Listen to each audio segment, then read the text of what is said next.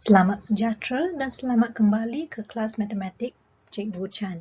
Untuk kali ini, kita akan melihat kepada penambahan dan penolakan integer. Mari kita imbas kembali untuk soalan ini. 1 tambah 3. 1 tambah 3, kita tahu jawapannya adalah 4. 9 tolak 2. 9 tolak 2, jawapannya adalah 7. Katakan saya nak wakilkan pengiraan ini pada garis nombor. So, untuk bahagian yang atas, 1 tambah 3, integer yang pertama di hadapan adalah positif 1. Jadi, kita carikan kedudukan 1 di garis nombor. So, daripada 1, tambah 3. Tambah menjadi semakin banyak.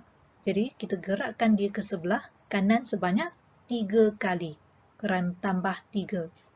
Dan kita akan sampai kepada 4. Yang sama juga dengan jawapan yang kita dapat tadi. 4. Untuk soalan di bahagian bawah, 9 tolak 2. Jadi integer di hadapannya adalah positif 9. 9, kita carikan kedudukan bagi 9, kemudian tolak 2. Tolak menjadi semakin berkurang. So, berkurang, kita bergerak ke sebelah kiri sebanyak 2 kali. Tolak 2. Dan kita sampai ke 7. Yang juga sama dengan yang kita carikan tadi. So, di sini kita boleh katakan apabila tambah suatu nombor positif ataupun tambah suatu nombor bulat, arrow ataupun anak panah akan bergerak ke sebelah kanan. Manakala kalau kita tolakkan nombor bulat, anak panah akan bergerak ke sebelah kiri. Untuk soalan yang ini pula, negatif 2 tambah 5. So, pelajar mungkin kata negatif ni macam mana cikgu? Okey, ingat kita gunakan garis nombor untuk membuatkan pengiraan ini. Saya akan tunjukkan dengan menggunakan garis nombor. Jadi integer yang pertama di hadapan adalah negatif 2. Sentiasa lihat pada integer yang pertama. So negatif 2, carikan kedudukan bagi negatif 2 pada garis nombor. Kemudian tambah 5. Tadi saya dah tunjukkan kalau tambah pergerakannya adalah ke sebelah kanan. So yang ini pun sama. Di kedudukan negatif 2, kita tambah 5. Gerakkan ke kanan sebanyak 5 kali. Dan kita akan mendapat jawapannya adalah 3. Jadi negatif 2 tambah 5, jawapannya adalah 3. Katakan soalan di bahagian bawah. Negatif 1 tolak 3. So integer pertama, rujuk pada integer pertama, negatif 1. Cari kedudukan bagi negatif 1, kemudian tolak 3. Tolak pergerakannya adalah ke sebelah kiri, semakin berkurang tolak. So, gerakkan ke kiri sebanyak 3 kali. Dan kita akan sampai pada negatif 4. So, jawapannya adalah negatif 4. Okey, tambah kita gerakkan ke kanan dan tolak kita gerakkan ke kiri. Namun demikian, bagaimana pula jika tambah atau tolak integer negatif? So, di sini diberikan 3 tambah negatif 5. Jadi, 3 ni nak tambah ke nak tolak 5? Kita akan gunakan jadual ini untuk memudahkan kita untuk kenal pasti adakah kita nak tambah ataupun tolak. So, lihat. Kalau positif, darab dengan positif, memberikan kita tanda yang positif. Kalau negatif, darabkan dengan yang negatif, memberikan kita tanda positif juga. Yang ini adalah daripada pendaraban integer ya.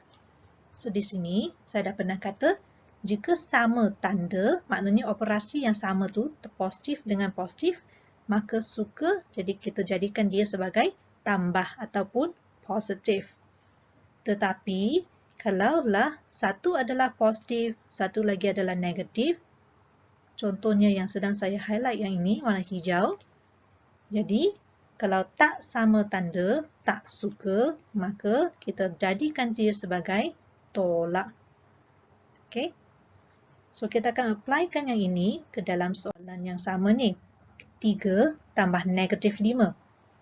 So, ingat, integer di hadapannya adalah 3. So, saya salin semula 3. Positif 3. Kemudian, digit di belakang, nombor di belakangnya adalah 5. 5. Saya turunkan dahulu nombor-nombor tersebut. Kemudian, lihat pada operasi di tengah-tengah itu. Tambah negatif. Tambah negatif tak sama tanda, tak suka maka tolak. So, dia menjadi 3 tolak 5. Mungkin ada pelajar yang akan tanya, 3 tak cukup nak tolak 5. Jadi bagaimana? So, kita tunjukkan pada garis nombor. So, 3 tolak 5, digit yang pertama adalah 3, positif 3. Pada garis nombor, kita carikan kedudukan bagi positif 3. Kemudian, tolak 5. Tolak, kita dah tahu pergerakannya adalah ke sebelah kiri. So, kita gerakkan dia ke sebelah kiri sebanyak 5 kali. So, sebanyak 5 kali dan kita sampai di negatif 2. Maka jawapannya adalah negatif 2. So, 3 tambah negatif 5, kita turunkan nombor-nombor tersebut iaitu 3 dan 5. Kemudian kita lihat pada operasi di antaranya yang positif dan negatif. Tak sama tanda, tak suka, maka kita tukarkan dia menjadi tolak. So, 3 tolak 5, gunakan garis nombor dan kita mendapat negatif 2. Bagaimana pula kalau soalannya ini? 1 tolak negatif 2. So, sama, saya turunkan nombor-nombor tersebut dahulu, iaitu 1 dan 2. Kemudian, kita lihat pada operasi di antaranya. 1 negatif dan tolak. So, tolak negatif, tanda yang sama, maka suka, maka tambah. So, 1 tambah 2. Dan kita dah tahu 1 tambah 2, jawapannya adalah 3. Boleh juga kita gunakan garis nombor untuk tunjukkan yang ini ya. So, integer yang pertamanya adalah 1, positif 1. So, di positif 1 tambah 2, tambah bergerak ke sebelah kanan. So, bergerak 2 kali ke kanan. Tambah 2. Maka jawapannya adalah positif 3. Sekarang kita akan cubakan latihan yang ini. So, A, negatif 3 tolak negatif 3. Sentiasa lihat pada integer yang pertama tu akan kekal, iaitu negatif 3. Integer di hadapan adalah kekal negatif 3. Jadi kita turunkan dia, negatif 3. Kemudian di belakang nombornya adalah 3. Selepas itu, kita akan lihatkan operasi di antaranya, iaitu tolak negatif. Tolak negatif sama tanda, suka, maka tambah. Jadi kita bukakan kurungan, dia akan menjadi negatif 3 tambah 3. So, sekarang kita gunakan garis nombor untuk mencarikan jawapan akhir kita. Jadi, integer di hadapan adalah negatif 3. Cari kedudukan negatif 3, kemudian tambah 3. Tambah bergerak ke kanan, gerak ke kanan sebanyak 3 kali. Dan kita sampai di sifar. Jadi, jawapannya adalah sifar. Negatif 3 tambah 3 memberikan kita sifar. Untuk soalan B, integer di hadapannya adalah negatif 1. So, kita turunkan negatif 1. Kemudian, nombor di belakang adalah 2. Sekarang, kita lihatkan operasi di antaranya, iaitu tambah negatif. Tambah negatif, tak sama tanda, tak suka, maka tolak. So, negatif 1 tolak 2. Dan kita gunakan garis nombor untuk membantu kita. So, negatif 1. Carikan kedudukan negatif 1. Kemudian tolak 2. Tolak bergerak ke kiri sebanyak 2 kali. Dan kita sampai di negatif 3. So, jawapan akhirnya adalah negatif 3. Okey. Kalau diberikan soalannya ini pula C. 23 tambah negatif 36.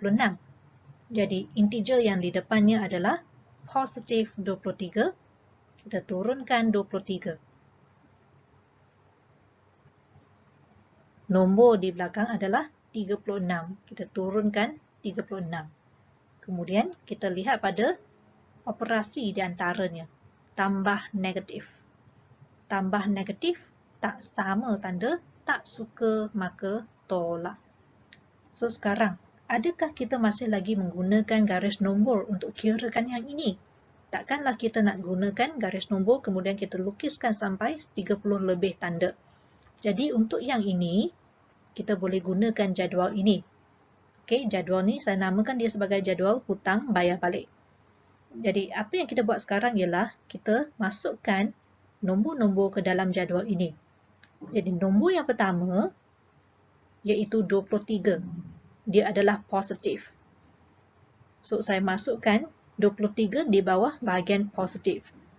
Hanya masukkan nombor sahaja, tidak perlu masukkan tandanya. Kemudian nombor yang kedua adalah 36. 36 di depannya adalah tolak 36. So tolak ataupun negatif masukkan di bahagian yang hutang. Hanya masukkan nombor sahaja, tidak perlu masukkan tanda. Sekarang kita lihat pada jadual. Jadual saya gunakan hutang bayar balik. So bayangkanlah awak bayar balik 23 tetapi awak hutang 36. So nampak hutang di sini adalah lebih banyak daripada yang awak bayar balik iaitu hanya 23. Jadi awak masih lagi berhutang. Jadi jawapan akhirnya masih lagi negatif, masih lagi berhutang. Kemudian hutang lagi berapa? So kita tolakkan dia. 36 tolak 23. Dan kita mendapat 13. Maknanya masih lagi berhutang 13. So jawapan akhirnya adalah negatif 13. Kita lihat lagi satu contoh. Negatif 6 tambah negatif 24. So integer di hadapannya negatif 6. Saya turunkan negatif 6. Kemudian nombor di belakang adalah 24. Saya turunkan 24. Sekarang kita lihat pada operasi di antaranya, iaitu tambah negatif. So, tambah negatif tak sama tanda, tak suka maka tolak. So, negatif 6 tolak 24. Ingat bila awak dah bukakan kurungan, tak ada lagi kurungannya, kemudian tak ada lagi tambah tolak. Kerana ada pelajar yang mungkin dia tuliskan dalam bentuk begini. So, tak ada bezanya. Kita tak tahu nak tambah ke, kita nak tolak. So, ini adalah salah ya. Jadi, back to here. Negatif 6 tolak 24. Jadi, kita lihat integer yang pertama adalah negatif 6. Negatif 6. Jadi, kita masukkan 6 di bawah negatif. Masukkan nombor sahaja. 6 di bawah negatif. Kemudian, yang keduanya adalah tolak 24. So, tolak, masukkan bawah hutang juga 24. Masukkan nombor sahaja. So, lihat pada jadual ini, tak adanya bayar balik. Kita hanya asyik hutang sahaja. So, hutang 6, lepas tu hutang 24. So, tak pernah bayar balik. Masih lagi berhutang. Akhirnya masih lagi berhutang. So, sekarang hutangnya berapa? Yang ini, 6 tambahkan dengan 24. Sebab kita tak bayar balik. Asyik berhutang. So, di sini 30. Masih lagi berhutang 30. Jawapan akhirnya negatif 30.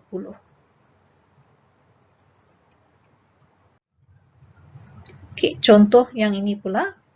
Negatif 42 tolak negatif 75.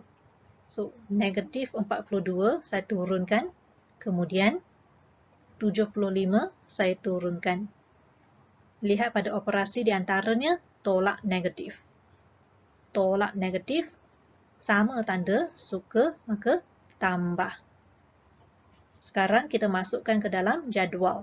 So, negatif 42, negatif. So, bahagian hutang 42. Kemudian, tambah 75, tambah.